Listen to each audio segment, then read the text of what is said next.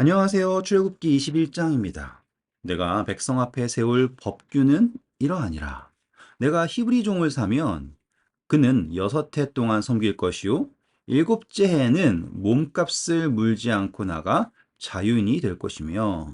자, 여기서 보셔야 될 게 있어요. 일단은 법규라고 하는 개념입니다. 십계명과는 조금 색깔이 달라요. 왜냐하면 이제 십계명은 약간 이런 식이에요. 헌법이라면 여기서 나오는 법들은 약간 뭐 민법 혹은 형법 이렇게 세분화된 거라고 생각하시면 돼요. 그러니 십계명의 정신이 헌법에서 이렇게 법규들로 나타나는 것입니다. 라고 생각하면 이해가 쉬우실 거예요. 그런데요, 이 성경에서 나오는 법규들은요, 우리가 생각하는 사회 질서를 지키기 위해서 만든 뭐 교통법규, 이런 정도의 의미를 넘어서요. 왜냐하면 이 성경에서 나타나는 법규는 관계 중심의 법규예요. 이거를 확인하면서 보시면 아주 흥미롭게 이 21장부터 나오는 어쩌면 읽으실 때 아이고 똑같은 소리네 똑같은 소리네 할 것이 다르게 읽혀지실 것입니다. 한번 살펴볼게요. 일단은 중요한 거는 뭐냐? 히브리 사람인데 종이 되었대요. 지금 여러분 이스라엘 사람들은 애굽에서 종살이하다 나왔잖아요. 그런데 하나님께서 지금 처음으로 말씀하시는 법규의 내용은 무엇이냐? 너희들이 만약에 히브리 사람을 종으로 사게 될 경우가 있다면 이라는 거예요. 야, 묵상해 보실 만하죠? 그리고 또 한편으로는 슬프지만 또 한편으로는 이것을 말씀하시는 하나님의 마음이 어떠할지도 한번 묵상해 보세요. 중요한 건 6해 동안은 섬길 것을 하나님이 허락하셨지만 일곱째 해에는, 자, 우리 안식일 기억나시죠? 같은 의미예요. 일곱째 해에는요, 몸값을 물지 않고 자유를 줘야지 됩니다. 왜요? 그것은 안식이 어떤 안식일이었어요? 여호와의 안식일인즉 쉼을 얻는다라고 했잖아요. 똑같이 일곱째 해에는 안식년이라고 해서요, 쉼을 얻는 거예요. 자유를 얻습니다. 누구의 이름으로요? 하나님의 이름으로요. 그래서 그 자유를 얻는 사람은 누구인가라고 했을 때, 히브리 사람이구나. 하나님의 백성은 그가 어떠하든 일곱째 해 되면 몸값을 물지 않고 자유인이 된다. 자, 몸값을 물지 않는다라는 것은 어떤 의미일까라고 한다면, 하나님께서 대속하셨구나. 라고 믿고서 자유가 된다라고 생각하시면 되는 거예요. 그러면 여러분 십자가가 여기서 보이시죠? 네. 제가 말씀드렸잖아요. 이 여기서 나오는 법규는 이 하나님과 우리의 관계 혹은 형제들과의 관계를 근거로 해서 만들어진 법규이기 때문이에요. 그런데 예레미야 34장 14절 보시면 사람들이 이거를 찰떡같이 안 지키죠. 3절입니다. 만일 그가 단신으로 왔으면 단신으로 나갈 것이요. 왔던 모습 그대로예요. 장가들어서 종되었다면 그의 아내도 그와 함께 나가려니와. 자, 중요한 거 나옵니다. 만일 상전이 주인이 그에게 아내를 주어서 그의 아내가 아들이나 딸을 낳았으면 아내가 아들이나 딸을 자녀를 낳았으면 그의 아내와 그의 자식들은 누구의 소유냐면 상전의 소유예요. 주인의 소유예요. 왜냐하면 그 아내가 상전의 소유였잖아요. 그런데 거기서 나오는 아들과 딸들은 누구의 소유냐면 주인의 소유이다라고 하는 거예요. 이야, 이게요, 얼마나 중요한가. 아, 제 마음을 이해해 주세요. 제가 이걸 다 관계의 복음이라고 그랬잖아요. 자, 상전을 하나님이라 놓고요. 그쵸? 그리고 이 여자를 우리는 그리스도인 혹은 교회라고 놔보세요. 어찌되었든 이 교회는 주인의 소유입니다. 이렇게 이해하실 수 있겠죠? 그 어떠한 사람도 이 교회를 주인의 품에서 그의 아들과 딸을 주인의 품에서 뺏어갈 방법이 없어요. 그래서 종은 만약에 결혼해서 애를 낳았어도 단신으로 나가야 됩니다. 그런데 다음 이야기가 재밌네요. 만일 종이요, 분명히 말하기를 내가 상전과 내 처자를 어떻게 한다고요? 사랑하니 나가서 자유인이 되지 않겠노라 하면, 자, 분명히 말하기를 복종을 하고 하면 사랑하기 때문에 나가지 않는다라고 하면요. 상전이 그를 데리고 재판장에게로 갑니다. 오, 신기하죠? 재판장에게로 갈 것이요. 또 그를 문이나 문설주 앞으로 데리고 가서 그것에다가 송곳으로 그의 귀를 뚫을 것이라. 그는 이제 종신토록 그 상전을 섬기리라 라고 이야기가 돼요. 제가 너무 어렵게 가진 않을게요. 한번 잘 생각해 보시면 이 관계 속에 어떠한 의미가 있다라는 걸 보실 거예요. 그런데 여기서 이제 재판장이 등장하고요. 재밌는 거는 그냥 귀를 뚫는 게 아니라 문에다가 귀를 뚫어요. 성경에서요, 이 문은 출입하는 곳이에요. 자, 너의 출입을 지키시리라, 뭐 이런 노래들 들어보신 적 있죠? 예. 출입을 지키신다라는 건요, 그의 모든 나가는 것, 들어오는 것, 다시 말하면 모든 사업, 모든 행사를 말하는 곳이 바로 문이에요. 그래서 거기에서 귀를 뚫는다라고 하는 건요, 여러분, 귀는 듣는 것이죠. 그러니 그 모든 출입의 말을 듣겠다라고, 예, 선언하는 게, 다시 말하면 서약하는 게 바로 문에다가 귀를 뚫어서 종이 되는 거예요. 그래서 그는 영원토록, 종신토록 그 상전을 섬기게 되는 것입니다. 이런 식으로 하니까 이해가 되시죠? 또 여기에다가 여러분 묵상해 보세요. 직접 여기다가 여러분의 마음도 넣어 보시고요. 감사합니다. 7절이에요. 자, 사람이 자기의 딸을 여종으로 팔았으면 그는 남종같이 나오지 못할지며, 여종은 절대로 자유를 얻을 수 없네요. 쉽게. 왜냐하면 그 여종이 되었다라는 건 마치 결혼한 것과 같은 거예요. 재밌죠, 그렇죠? 여기다가 교회 넣어보세요. 그러면 또 새롭죠, 그렇죠? 한번 살펴볼게요. 만일 상전이 그를 기뻐하지 아니하여 상관하지 아니하면, 다시 말하면 관계를 갖지 아니하면 그를 속량하게 할 것이나, 상전이 그 여자를 속인 것이 되었어요. 그러니 여종을 샀다라고 하는 거는 그녀와 이제 혼인과 비슷한 관계를 해야 되는 것을 전제로 하는 것이었는데, 만약에 그렇지 않았다면 그 주인은 절대로 이 여자를 외국인에게는 팔지 못합니다. 대신 자유를 주는 거예요. 만일 그를 자기 아들에게 주기로 하였으면, 여기다 아들이면은 이제 주인의 아들이면 예수님 딱 떠오르시죠, 그쵸? 그를 어떻게 되는 거예요? 딸같이 대우할 것이요. 그러면 이해되셨죠? 여기다가 관계를 집어넣으면 이게 그냥 어떻게 하면 종을 잘 할 것인가가 아니라, 예수님과 우리의 관계라고 설명할 수 있겠죠. 10절, 만일 상전이 다른 여자에게 장가 들지라도 그 여자의 세 가지입니다. 잘 보세요.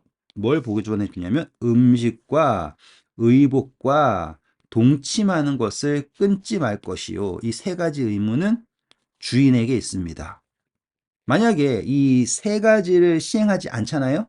그러면 여자는 뭘 내지 않냐면 속전을 내지 않고 거저 자유를 얻습니다. 그래서 하나님께서 우리에게 제공하시는 것도 생각해 보시면 딱 맞습니다. 믿든지 안 믿든지 우리에게 주시는 것이에요. 그거는 그분의 의무를 하고 계시고요. 우리가 중요한 것은 그분의 종으로서 그분과 하나 되는 것이에요. 자, 이제 다음은요. 이제 폭행에 관한 법이에요. 12절입니다. 사람을 쳐 죽인 자는 반드시 죽일 것이나. 그렇죠? 만일 사람이 고의로 한 것이 아니에요. 아니라 중요한 표현이 나왔네요. 하나님이 사람을 그의 손에 넘긴 것이면, 자, 이것은 고의로 일부러 죽인 것이 아니라, 혹은 뭐 돌멩이를 던졌는데 그 돌멩이가 날아가서 나뭇가지를 부셨는데 나뭇가지가 떨어지면서 뭐 이렇게 이야기가 연결되어서 어떻게 사람이 죽게 되었어요. 뭐 도끼를 나무를 자르는데 도끼자루가 날아가 가지고 사람을 죽게 한다. 이런 식인 것이에요. 그러니 뭐 하나님은 천벌 내렸다 생각하지 마시고, 이 표현은 의도하지 않은 상태에서 일어난 것이면 하나님께서요, 내가 그를 위하여 한 곳을 정하십니다. 자, 이게 도피성을 말하는 거거든요. 도피성. 한 곳을 정하리니 그 사람이 그리로 도망할 것이며, 저희가 이제 민수기부터 나오면은 이것을 너무나 열정적으로 공부할 거예요. 왜냐하면 여기 도피성이 상징하는 바가 바로 예수 그리스도라는 것을 여러분이 분명하게 확인하실 수 있을 것입니다. 자, 그래서 그 사람이 거기로 도망할 것이에요. 그런데 만약에요, 그 사람이 그 이웃을 이제 고의로 죽이면 너는 그를 내 재단에서라도 잡아내려 죽일지라. 저게 이제 요압이라고 하는 사람이 등장하겠죠. 한번 확인해 보세요. 고의로 사람을 죽이면 아무리 재단의 뿔을 잡고서 하나님께 살려달라고 해도 그는 살 수가 없습니다. 네. 그러면 여기에서 우리가 한 가지 더 생각할 것도 있겠네요. 여기에서 하나님이 예수님을 우리에게 주셨죠. 그러면 여러분들 예수님을 고의로 죽이실래요? 아니면 하나님의 손에 의해서 십자가에 달리신 것이라고 믿으실래요? 십자가에서 예수님께서 하나님 얘네들이 나를 못 박아서 그리고 창을까지 찔러서 가시면류관까지 씌워서 나를 죽였습니다 라고 하셨어요. 아니면 아버지여 저들의 죄를 사하여 주옵소서 이렇게 하셨어요. 그리고 아버지여 어찌하여 나를 버리셨나이까 하셨어요. 여기까지 한번 생각해 보시면 이 이야기가 다 맞아떨어져 간다라는 것을 확인하실 수 있습니다. 보세요. 15절. 자기 아버지나 어머니를 치는 자는 반드시 죽일지니 맞는 말이죠. 그렇죠? 관계로 보세요. 그러면 다 말이 맞습니다. 예수님과 우리의 관계, 하나님과 우리의 관계, 우리와 우리 사이의 관계로 보시면 돼요. 16절입니다. 사람을 납치한 자가 그 사람을 팔았든지, 여기 납치는 정말 나쁜 거예요. 그렇죠? 납치. 그 사람 팔았든지 자기 수하에 두었든지 그를 반드시 죽일지니라. 자, 여러분, 아우, 납치 나쁘지? 이렇게만 보지 마시고요. 하나님이요, 우리 다 하늘나라에 데리고 가고 싶지 않으시겠어요? 그쵸? 근데 만약에 우리가 원하지 않는데 납치하듯이 데리고 가서 일단 좋으니까 와봐 라고 하면 될까요? 안 되겠죠. 네, 그런 식으로도 묵상이 가능합니다. 17절입니다. 자기 아버지나 어머니를 저주하는 자는 반드시 죽일지니라. 와, 무섭지 않아요? 요즘에 하나님을 저주하는 사람들 많죠. 그 사람들에게는 어떤 마음일까요? 사람이 서로 싸우다가 하나가 돌이나 주먹으로 그 상대방을 쳤으나, 자, 여기서 새로운 게 나옵니다. 죽지는 않고 자리에 누웠다가, 법이 자세하죠, 그렇죠? 19절 지팡이를 짚고 일어나 걸으면 그를 친 자가 형벌을 면하되, 자, 형벌을 면한다는 것은 죽음이라는 걸 말한다 생각하시면 돼요. 대신 그간의 시간에 대한 손해배상을 해야 됩니다. 그리고 그가 완치되게 하는 것이 중요합니다. 그러니 이 형법 자체가 상당히 세세하죠. 다시 한번 관계로 보세요. 완치될 때까지. 그렇죠? 그리고 배상해 주신다라고 하는 것도 볼 수 있습니다. 사람이 매로 이제 관계가 이제 같은 사람과 사람 사이 말고 이제 종에 관한 걸로 바뀌었어요. 종은요, 소유거든요. 사람이 매로 남종이나 여종을 쳐서 당장에 죽으면 생명을 친 것이기 때문에 형벌을 받지만 그가 하루나 이틀을 연명하면 형벌을 면하리니, 자, 이거 좀 슬프죠, 그렇죠? 그러면 딱 하루 이틀 살 정도만 때리면 되냐? 그렇게 생각하지 마시고요. 관계로 묵상해 주세요. 형벌을 면하리니 그는 상전에 뭐라고요? 재산입니다.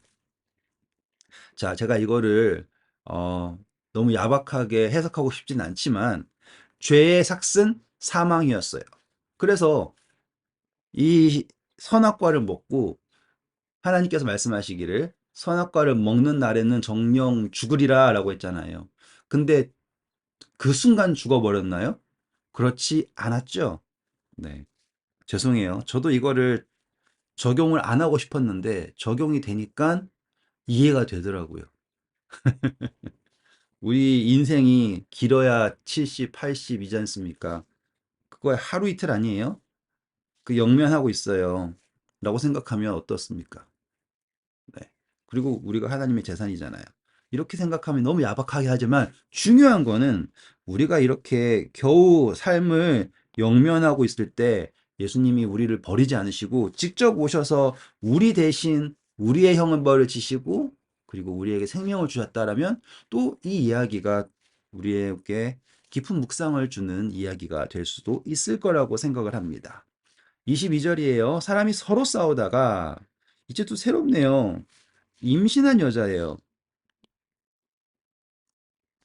임신한 여인을 쳐서 낙태하게 하였으나 다른 해가 없으면 그 남편의 청구대로 반드시 벌금을 내되 재판장의 판결을 따라 낼 것이니라. 그러나 다른 해가 있으면 값되 생명은 생명으로 눈은 눈으로 이는 이로 손은 손으로 발은 발로 된 것은 된 것으로 상하게 한 것은 상함으로 때린 것은 때림으로 갚을지니라. 야, 참 슬프죠. 낙태한다. 그런데 중요한 건 남편의 청구대로예요. 남편의 청구대로. 남편의 청구대로. 이거는 더 이상 그 어떠한 뭐라고 할까요? 한계가 없다라고 생각하면 돼요. 반드시 이것은 대가를 치러야 됩니다. 라고 생각하시면 될 것 같습니다. 관계로 간다고요? 네, 여자에게 C가 있었죠? 이런 것으로 묵상이 또 가능해질 거라고 생각을 합니다. 여러분, 제 마음을 이해해 주세요. 저는 한도 끝도 없이 설명해 드리고 싶지만 그러면은 안 되잖아요. 그러니 여러분의 묵상에 맡기겠습니다. 23절 보세요. 읽었죠? 23절부터 했잖아요. 여기에서 제가 이렇게 적어놨죠? 이거는 아주 유명한 것이니까 한번 읽어보세요. 하나님께서 설명하시는 게 너무나 직관적이죠. 자, 눈이면 눈, 이는 이, 손이면 손, 발은 발, 이런 식으로요. 하지만 하나님께서 원래 의도하신 것은 여기에 있어요. 이거는 배상을 할 때 이렇게 해라라고 하는 것이 아니라 그만큼 내 눈은 상대방의 눈과 같은 것이고 내 손은 상대방의 손과 같은 것이고 라고 하는 인식을 주기 위한 것이지 하나님의 본심은 여기에 있습니다 라고 이해하시면 될 것 같습니다. 26절 볼게요. 다시 한번 이제 관계예요. 관계. 사람이 그 남종의 한 눈이나 여종의 한 눈을 쳐서 상하게 하면 자, 눈을 쳐서 상하게 했다라고 하면 그 눈에 대한 보상으로 그를 어떻게 합니까? 자유를 줍니다. 눈 쳤으니 주인의 눈을 빼는 게 아니라요. 그에게 자유가 주어집니다. 자, 이 이야기를 어떻게 이해하실 수 있냐면 성경을 쭉 읽어보시면 어떤 이야기가 등장하냐면 이스라엘만큼 장님이 어디 있냐? 내 종만큼 눈이 어두운 사람이 없는가? 이러면서 너희가 보는 줄 알지만 보지 못하고 뭐 이런 식으로 눈이 어둡다라는 표현들이 자주 등장해요.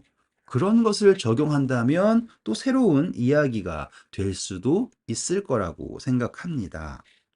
27절 남종의 이나 여종의 이를 쳐서 빠뜨리면 그에 대한 보상으로 그를 놓아줍니다. 자, 이를 빠뜨리면 먹을 수가 없죠?